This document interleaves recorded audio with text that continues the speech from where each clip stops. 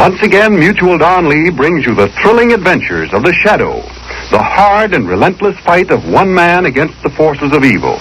These dramatizations are designed to demonstrate forcibly to old and young alike that crime does not pay. June, the traditional month of weddings. June, the month when almost every American knows someone, either relative or close friend, who goes on that happy march down the aisle. As you see the blushing bride and her bashful groom, your thoughts naturally turn to the future. Will these young people, starting off so bravely in life together, eventually own their own home, say a pleasant white cottage in the country, or the more sturdy red brick house of the city? They will if they follow this advice. Save money regularly through United States savings bonds. There's no better investment in the world. Savings bonds are both safe and profitable. In just 10 years' time, they pay back $4 for every $3 you put in. Now is the time to back your future. Save today for a happy tomorrow through United States savings bonds. They are always conveniently available at banks, post offices, and on the payroll savings plan where you work. But now, the Shadow.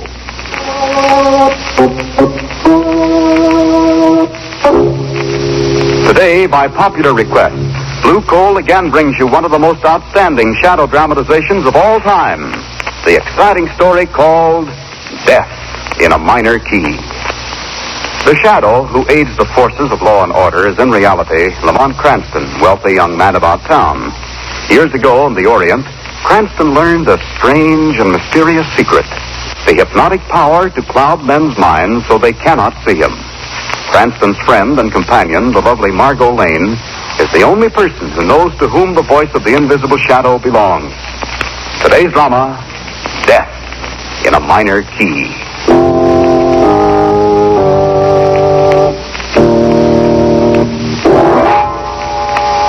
Death in a Minor Key.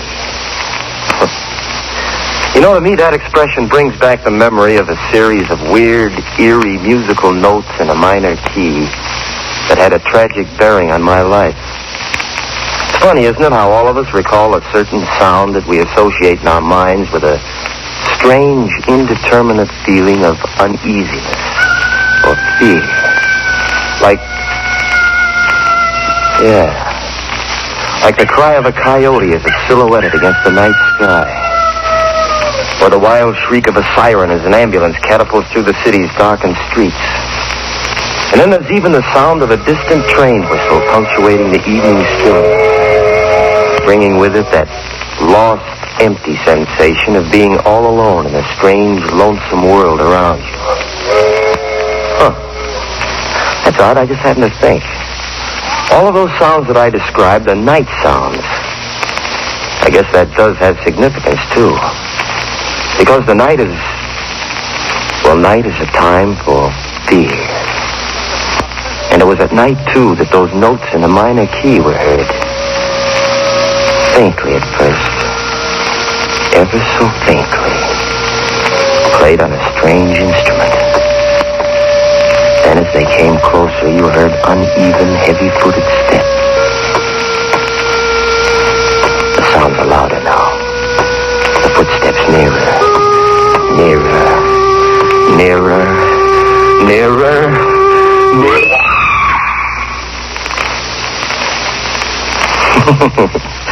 Well, I seem to be getting ahead of my story. It's one that I think will interest you, so if you'd like me to pass it on, suppose I start at the beginning. My name is Terry Mason. My mother and father died in an accident when I was 12, and I was brought up by an only uncle. My story really begins down in Santo Domingo, where I spent 2 years supervising one of the family plantations. Well, Santo Domingo was all right, but believe you me, I was a very happy guy when the day finally arrived for me to board a ship to return to the States. The main reason for that happiness was, because I was in love. Yeah, not only in love, but on my way to get married.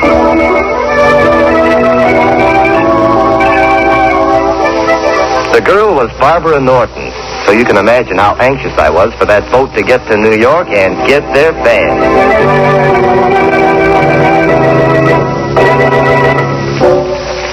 Well, I got to New York all right, and the following day in a little church downtown. Do you Barbara Norton, take this man to be your lawful wedded husband? I do. I do. Yeah, it was a beautiful ceremony, I guess. But I wasn't the man who married Barbara Norton.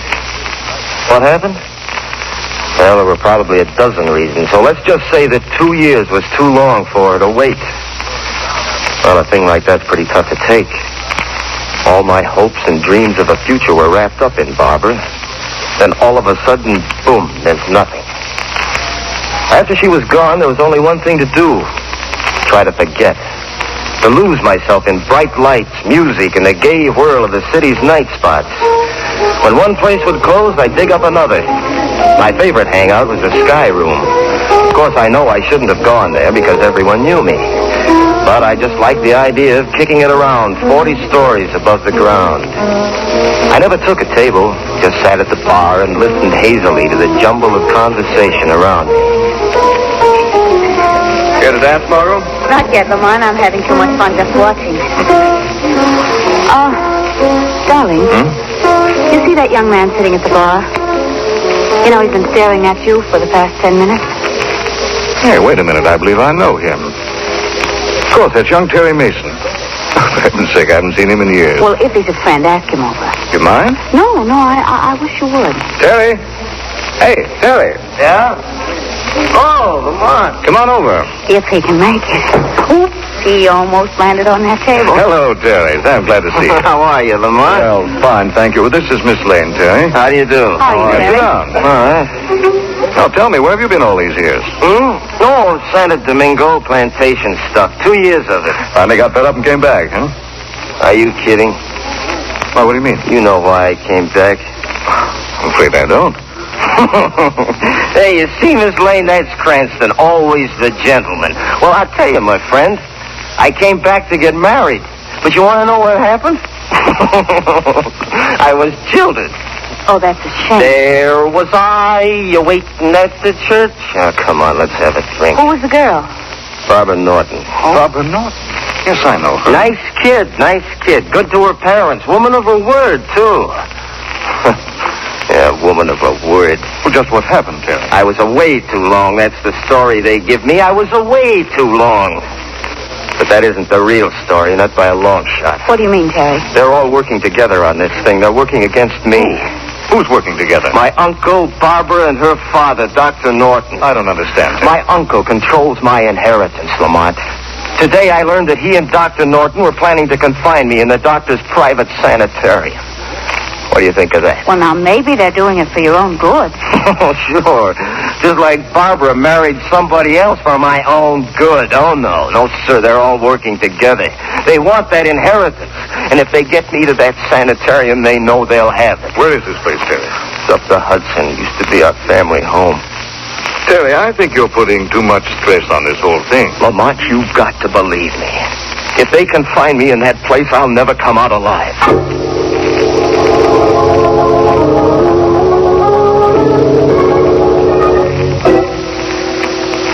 Well, in spite of all I could do, they put me in the sanitarium the next day.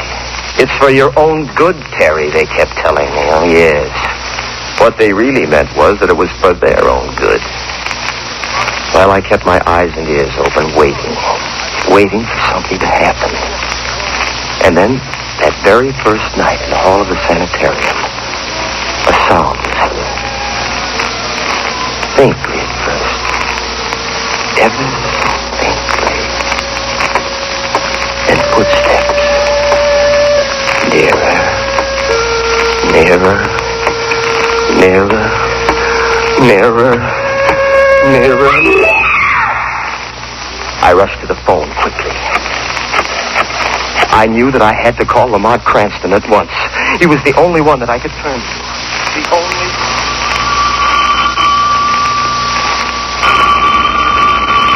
Don't answer that, Lamont.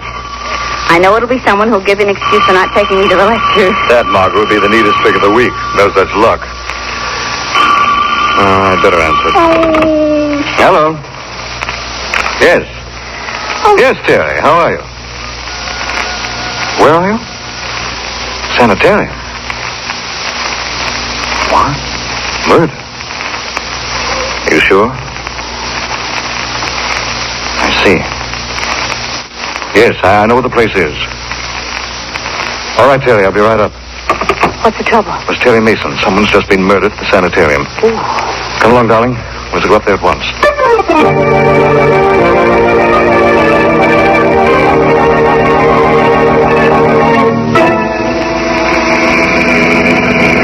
You know, Mr. Cranston, when you're first telling me that I'm taking you my camp to a house up the Hudson, I am thinking of only one house, which is up the Hudson. And this house is not a house which I am fond of. Indeed, on account of bars, which is on the window. Yes, I know, Shrevey. Turn left in this driveway. Yes.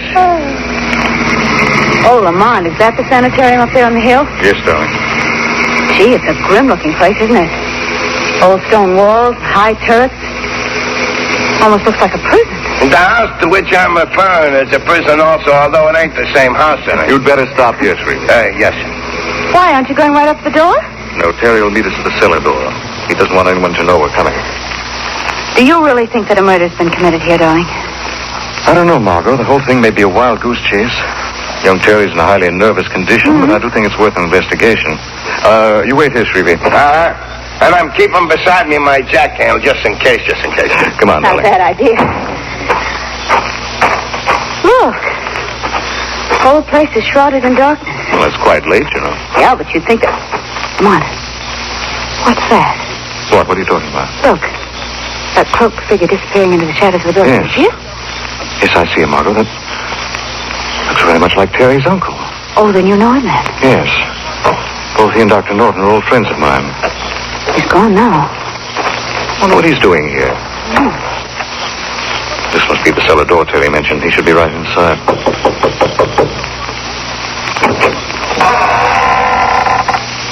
Is that you, Lamont? Yes, I have Miss Lane with me. I see. Come in, both of you. Watch your step. Now, follow me.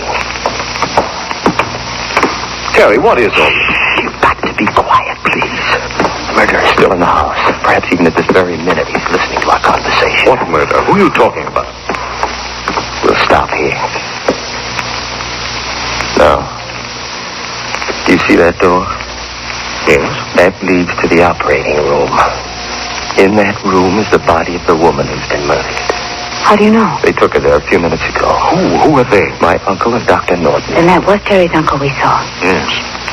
Look, Terry, how do you know that a murder's been committed? Well, I just know, that's all. Did you actually see it done? No, I didn't. Well, then, But I did hear something.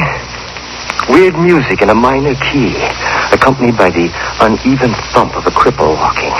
When the music reached a crescendo, the woman screamed. And then she was found dead. Who's the woman? An elderly patient here at the sanitarium. But who would kill her? What's the motive? I have a theory about that, too. In fact, it's more than a theory. That old lady who just died was a very wealthy woman. My uncle handles all of her investments.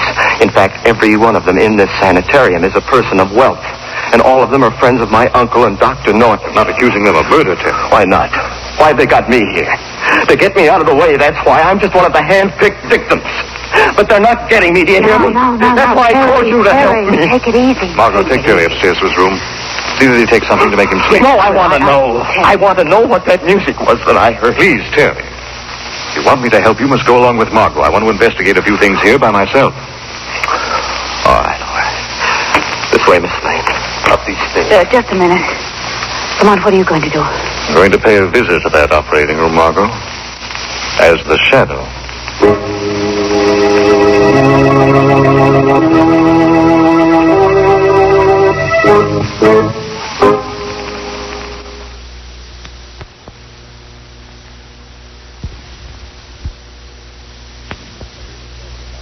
Have you examined the body completely, Doctor? Yes, and believe me, when the coroner arrives, he'll find nothing wrong. You're sure of that? Yes, I am.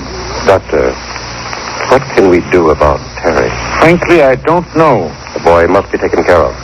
He must be. What's that? You'll pardon my intruding on your private conversation, gentlemen. Who are you? Where are you? I'm called the Shadow, gentlemen. Shadow. You've heard of me, perhaps? Yes. Yes. Yes, of course. You must know that although I stand here beside you, you cannot see me. By my hypnotic power, I've clouded your mind. Why are you here? I am seeking information, gentlemen. Information about the death of that woman whose body lies on the table before you. Why, there is no information to give you. No? How did she die? We can't tell that until the coroner arrives. It couldn't have been murder, could it, Doctor? Murder? I don't know what you mean. Just before her death, did you by any chance hear music? Weird music and the sound of a cripple walking? No, we heard nothing. Why are you so anxious to get rid of young Terry Mason? Get rid of him? Yes. Didn't I hear you say the boy must be taken care of? I didn't mean it that way. Those were your words, gentlemen. Just let me warn you. I'm very interested in the welfare of young Terry Mason. And if anything should happen to him, anything at all, gentlemen, I warn you, you'll answer to the shadow.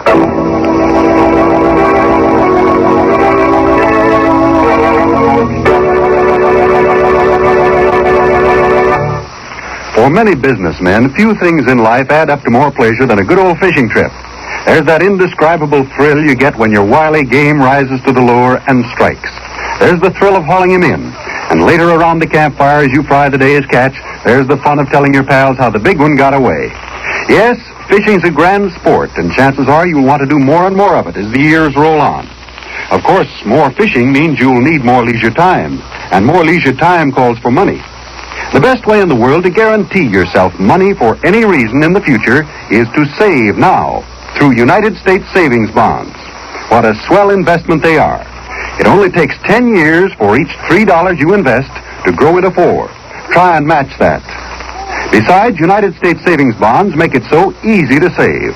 Just buy a bond yourself each payday at any bank or post office, or get on the payroll savings plan. Either way, your money adds up fast and you hardly miss it. Folks, back your future by saving now. For a happy tomorrow, save today. Buy and hold United States savings bonds. And now back to the shadow.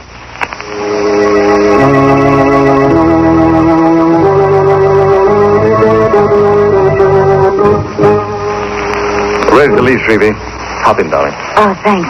Mr. Cranston, I ask you should ignore paying any attention to that taxi meter you should. Why, Shrevey? The jack handle I'm holding for my protection slipped and fell against it and upset $20. Don't worry, I'll ignore it, all right. I'm referring to it in my accounts as paper profit. Okay, Shrevey. Lamont, what'd you learn downstairs? Well, I went into that operating room and found that Terry's uncle and Dr. Norton were examining the corpse of the old woman who died. Do you think she was murdered? Well, I saw no evidence of violence. Both men swore she'd met a natural death. Then you think it was just Terry's imagination after all? No, I don't. It's hard to say at this point just what I do think. Well, do you still think that Terry might be right? Yes, I do. Well, then what do you propose to do? I think I'm going to call on you for help, darling. Me help? How? Tomorrow I want you to go to Dr. Norton's office, pretend you're verging on a nervous breakdown, and gain admittance to the sanitarium as a patient. Well, all right, but how does one acquire a nervous breakdown? How? Just watch the cabbie take these turns. Not a bad suggestion. No, seriously, Marco, I do this myself. Only Dr. Norton and Terry's uncle both know me. Now, what do you say? Well, sure, but... Sure, I'll do it. Good girl.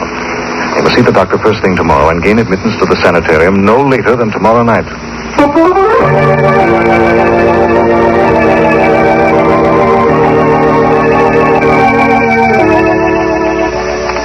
Are you quite comfortable, Miss Lane? Yes. Yes, thank you, nurse. Well, there's a cord right above your bed if you wish to ring Yes, for I me. know. You told me that. Well, I'll just open your window and put out your light. There, now. Do try to get a good night's sleep. I'll try. Good night. Good night. Good night. Try to get a good night's sleep. That's funny. Well, I can try. What's that?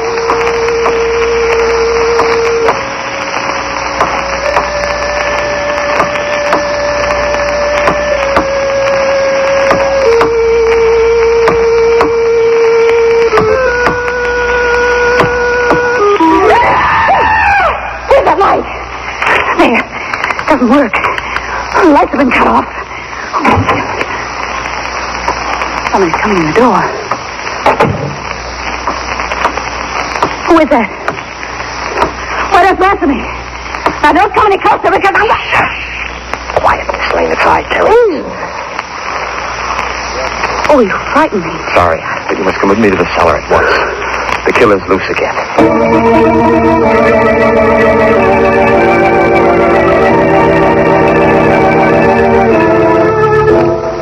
Margot, you all right? Oh, Lamont, what are you doing here? I was outside keeping watch and I heard the scream. At first I thought it might have been you. No, I'm all right, thanks to Terry here. I think the murderer struck again. Yes, and just the way that Terry described.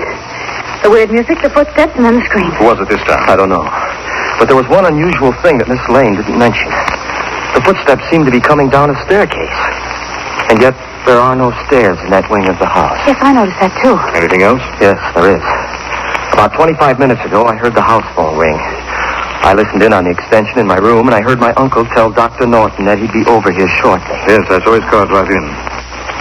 Well, listen. Uh-oh. There's someone next door in the operating room. It sounds like Uncle and Dr. Norton. Let's have the latest victim's body in there. Oh, Lamont, Terry, go back upstairs at once. We'll get back to your rooms before you miss. Yes, that's right. Come on, Miss Lane. I'll be right with you, Terry. Lamont, what are you going to do now? Shadow's going to pay another call in the operating room and try to unravel this mystery.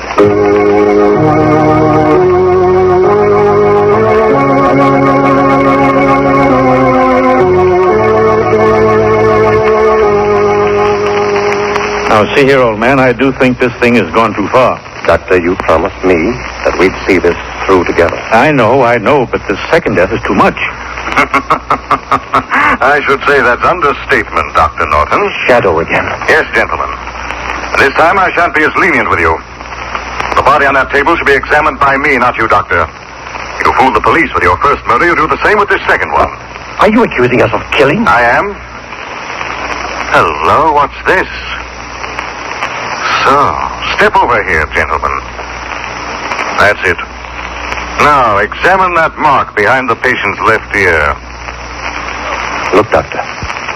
He's right. That tri-cornered puncture was the cause of this woman's death. Then it was murder. So, you agree with me at last? But you don't think that we killed her? I'm not sure yet. I want you both to go to Dr. Norton's study. And do not leave there until the shadow calls.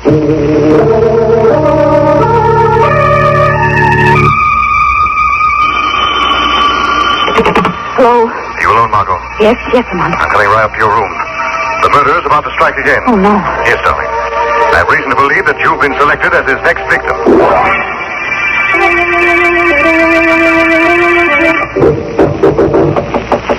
Who is it? Sorry, Lamont, open up. Oh, I'm so glad it's you. Out your light, Margot, quickly. Well, yes, surely, but... We must have darkness. Oh, what... Enough light from the moon. You'll see. I purposely called you on the house phone, Margot, because I knew the murderer would be listening in. And through his fear of my knowing his identity, he'll pick this time to try to kill us both. Oh, that's a pleasant little thought. But who is this murderer? I'm not mistaken. It'll be a long, black, highly poisonous snake. He's a tri-cornered mark on his victim. A snake? Oh, gosh, Lamont, they scare me to death. Quiet, please, darling. The snake may be in the room now, ready to strike. We've got to listen for her. Look out, Margot! I got him. Oh, Lamont! I saw him come in through that window. I guess I closed it on him just in time. Cut his body in two. Yes. Well, that takes care of that. So that's our murderer. No, darling, only the instrument of death. Our murderer should be paying us a call in a moment to add the final macabre touch to what he expects has been a double killing this time. Listen. You hear that? Yes, it's the same sound.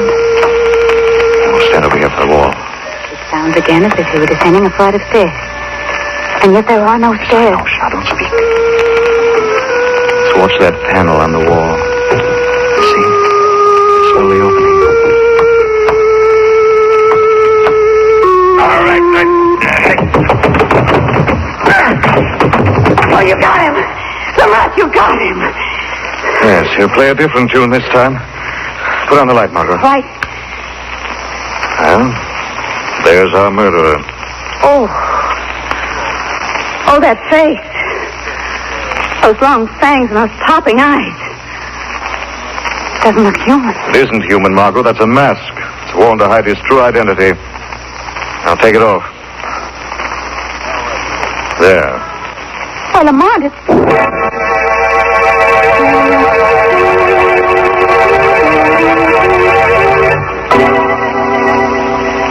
Well, that just about ends my story. But you can see what a mess I almost got Lamont and Miss Lane into. Fortunately for them, they found out the murderer in time. This killer's motive was a familiar one: revenge. Trying to implicate those he thought had wronged him. As you probably already deduced, the club foot was a disguise, and the weird music came from a strange oboe-like instrument that he used to hypnotize the snake. Yes, he thought he was being very smart. But, well, right on down the line, it's been pretty well proven that the smart guy in the long run gets just what he gives out. Time to go, Terry. Oh, yeah. Didn't realize I was so long. I was just telling these people a story. Not a bad one either, if I do say so myself. You'd better come along, Mason. Okay.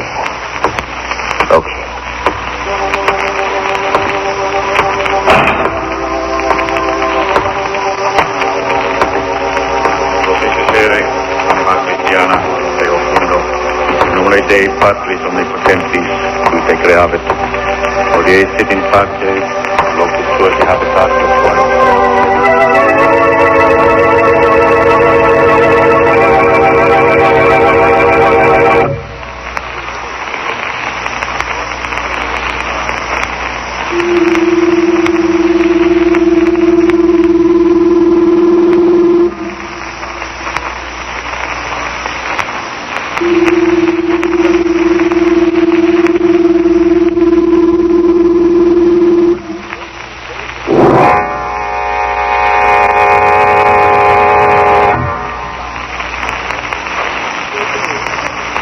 Having been sentenced to die for committing the crime of murder, I hereby pronounce Terry Mason legally dead.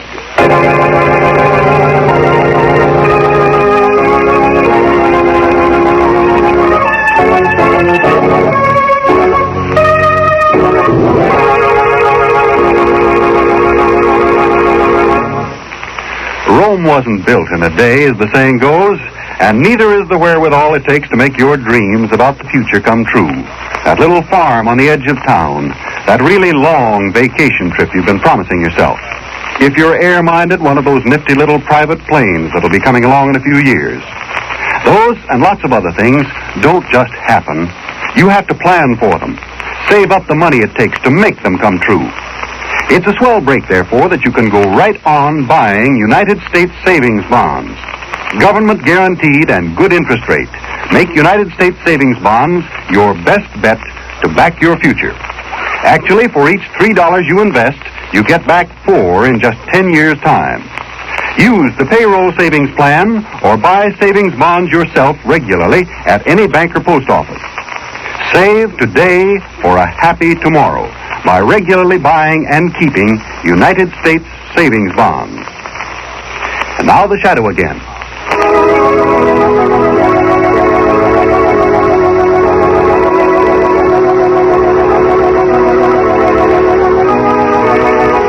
The Shadow program is based on a story copyrighted by Street and Smith Publications. The characters, names, places, and plot are fictitious. Any similarity to persons living or dead is purely coincidental. The weed of crime bears bitter fruit. Crime does not pay. The Shadow knows.